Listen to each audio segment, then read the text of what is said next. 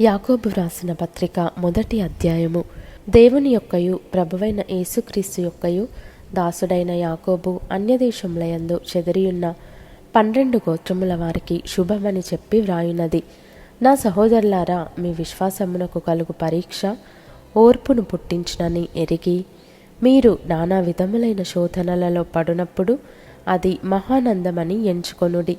మీరు సంపూర్ణులను అనూనాంగులను ఏ విషయంలోనైనను కొదవలేని వారునై యుండునట్లు ఓర్పు తన క్రియను కొనసాగింపనీయుడి. మీలో ఎవనికైనను జ్ఞానము కొదువగా ఉన్న ఎడల అతడు దేవుని అడుగవలెను, అప్పుడది అతనికి అనుగ్రహింపబడును. ఆయన ఎవనిని గద్దింపక అందరికిని ధారాళముగా దయచేయువాడు. అయితే అతడు ఏమాత్రమును సందేహింపక విశ్వాసముతో అడుగవలెను. సందేహించువాడు గాలిచేత రేపబడి ఎగిరిపడు సముద్ర తరంగమును పోలియుండును. అట్టి మనుష్యుడు ద్విమనస్కుడై తన సమస్త మార్గములయందు అస్థిరుడు గనుక ప్రభువు వలన తనకేమైనను దొరుకునని తలంచుకొనరాదు. దీనుడైన సహోదరుడు తనకు కలిగిన ఉన్నత దశయందు అతిశయింపవలెను. ధనవంతుడైన సహోదరుడు తనకు కలిగిన దీన దశయందు అతిశయింపవలెను. ఏలయనగా ఇతడు గడ్డి పువ్వు వలె గతించిపోవును. సూర్యుడు దయించి వడగాలి కొట్టి గడ్డిని మార్చివేయగా దాని పువ్వు రాలును, దాని స్వరూప సౌందర్యమును నశించును. అలాగే ధనవంతుడును తన ప్రయత్నములలో వాడిపోవును. శోధన సహించువాడు ధన్యుడు. అతడు శోధనకు నిలిచినవాడై ప్రభువు తన్ను ప్రేమించు వారికి వాగ్దానము చేసిన జీవ కిరీటము పొందును. దేవుడు కీడు విషయమై శోధింపబడనేరడు.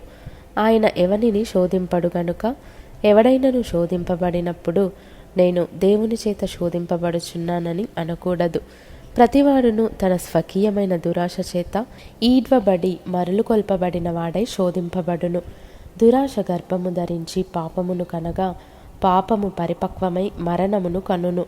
నా ప్రియ సహోదరులారా, మోసపోకుడి. శ్రేష్టమైన ప్రతి ఇవియు సంపూర్ణమైన ప్రతి వరమును పరసంబంధమైనదై జ్యోతిర్మయుడకు తండ్రి యొద్ద నుండి వచ్చును. ఆయన యందు ఏ చంచలత్వమైనను గమనాగమనముల వలన కలుగు ఏ ఛాయ అయినను లేదు. ఆయన తాను సృష్టించిన వాటిలో మనము ప్రథమ ఫలముగా ఉండునట్లు సత్యవాక్యము వలన మనలను తన సంకల్ప ప్రకారము కనెను.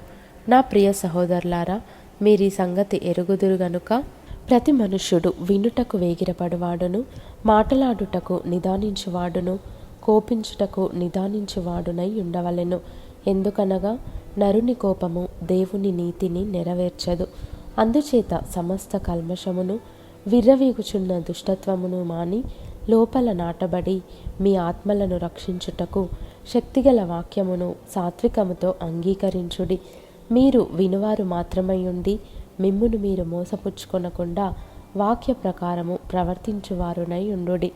ఎవడైనను వాక్యమును వినువాడై ఉండి దాని ప్రకారము ప్రవర్తింపని వాడైతే వాడు అద్దములో తన సహజ ముఖమును చూచుకొను మనుష్యుని పోలియున్నాడు.